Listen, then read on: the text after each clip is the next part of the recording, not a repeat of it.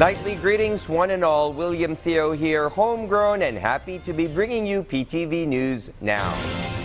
After U.S. Secretary of State Antony Blinken's huddle with his Arab counterparts in Jordan over the weekend, which chalked up points purely on civility and photo ops and nothing on an immediate ceasefire, America's top diplomat flew to Turkey for his next stop, hoping to sway the Turks to buy into Biden's pro-Israel plan to sustain Israel's invasion and bombardment while letting in more aid in Gaza and assuring less civilian collateral damage.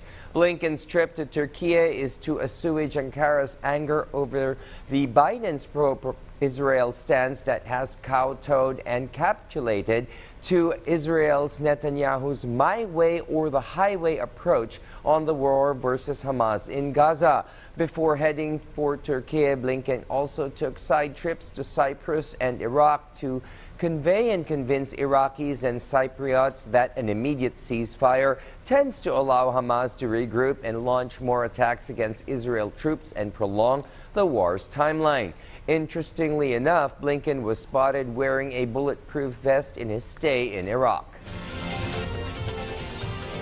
Meanwhile, the GOP-led House of Representatives is more than likely to dash hopes of further Ukrainian aid given its latest proposal to fund the other war in the Middle East with at least $14.3 billion with a major condition or quid pro quo of cutbacks in the IRS budget. Hence, with the U.S. out of sight on keeping Ukraine's hopes up in sustaining its efforts against Russia, the European Union Commission is stepping up to the plate with a $53 billion package for Ukraine that VOA's Arash Arabasadi tells us in this report. Firefighters battle ablaze after what Ukraine described as a Russian drone attack on the city of Kharkiv. No word on casualties. Ukraine says this strike was part of a massive drone campaign early Friday hitting critical infrastructure in the country's south and west. A chilling reminder of last year's attacks as winter approaches and temperatures drop. Russia's drone campaign followed a video released Thursday by Ukraine claiming to show Ukrainian forces deploying drones of their own against advancing Russian armored vehicles. VOA cannot independently verify the location or date of the video. Ukraine says the drone strikes were near the city of Avdiivka in the Donetsk region. The pre-war population of 30,000 dropped to about 1,500 today. And as Russian forces move to encircle Avdiivka, Ukraine's regional police released video of officers evacuating the last civilians from nearby towns. They captured an exchange between an elderly mother and her son in which he tells her to leave and there's no water, no bread, nothing. The woman responds, "Leave me alone." Ukraine's leadership and military continue pushing for more sustained international support and advanced weaponry. Ukraine further seeks EU and NATO membership. It was amid this backdrop that European Commission President Ursula von der Leyen visited the capital Kyiv for a joint news conference with Ukrainian President Volodymyr Zelensky. Von der Leyen said the Commission would recommend another $53 billion in aid from EU member states to Ukraine. Just days earlier in Berlin, EU foreign ministers met to discuss future expansion of the bloc. Germany's Foreign Minister Annalena Baerbock expressed confidence that Ukraine would gain membership after a vote in December, adding, "We want to see Ukraine a member of our European Union."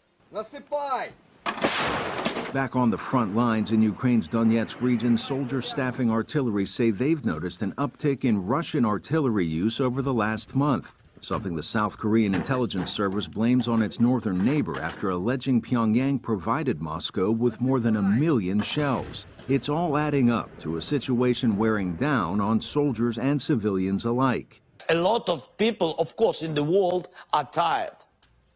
Of course, it's understandable. Somebody tired on the battlefield, somebody tired on their works, and somebody tired abroad. They want to come back home to their husbands, to their soldiers, to these guys, women and children. Somebody tired from European leaders to support Ukraine. Yes, of course, because long war. For soldiers like those serving in the 67th Mechanized Brigade who report 20-hour-long firefights with very little rest between, that long war hits home. And diplomatic reinforcements, albeit potentially around the corner when the EU votes on Ukraine's accession in mid-December, aren't coming fast enough. Arash Arabasadi, VOA News. And at this juncture, let's turn to my PTV colleague in Pine City for What's Up Lately in the Cordilleras. Ala? Naimbag Arabi, Pilipinas, binalakada ni Senator Amy Marcos dagiti baruan na butusan nga SK officials. Dinakamat ni Sendora dagiti sumugmano apak seknan anas ken nga ipangruna ti SK. Sigon iti Senadora, may isa kadagiti nasken atutukan dagiti nangabak nga SK candidates ti economic development pakiramanan ti teenage pregnancy. Inayon na pa'y may isa kadagiti resulta ti teenage pregnancy ti malnutrisyon kung saan ang nasayat a growth development dagiti ubing. Inayon na pa'y nga damot lang ti problema iti access iti edukasyon gaputi nanginalata ti gastos iti panagadal no pa'y libre ti tuition kadagiti para publiko a pagadalan. Karaman dito iti libro ken internet amabalin a pagrugyan dagiti SK elect a proyekto da. Inay na pay aser matada pay para iti sangguniang kabataan agbalin as self-governing saan ang narugit a politika nga isumuti tutukanda ita. Fortunately, we are not exempt here in the north. Ang dami-dami pa rin. And also there are other issues that confront us. Drugs have reared their ugly head. And the new problem of mental health has arisen, particularly post-COVID. Iti dadumapay adama gagiddan ti meka-25 anibersaryo ti Ballet Manila. Indanon da iti Baguio City ti na isang sangayan nga opera ballet anapuluan iti La Traviata. Selebrasyon da ito iti nabatnang at tradisyon ti ballet, anang ipakita iti kinalaing kan dedikasyon dagiti ballet dancers.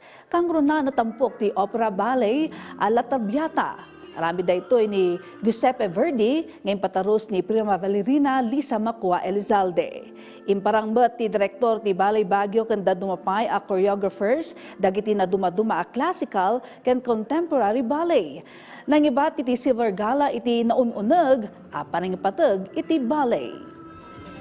It's a story about love and about sacrifice. It's how one would give up something for the other, for the other's, family and it's also about how fate can bring people together and also tear them apart. Dagiti damdamag manipod dito'y PTV Cordillera, siyak ni Ana Sunduan, Naimbag Arabi. And that's a wrap for tonight. We look forward to you joining us again tomorrow night for the latest breaking events here at home and abroad. And never forget to always stay informed, give thanks, keep fit, be of use, and catch the news right here. William Theo here, wishing you a restful evening ahead.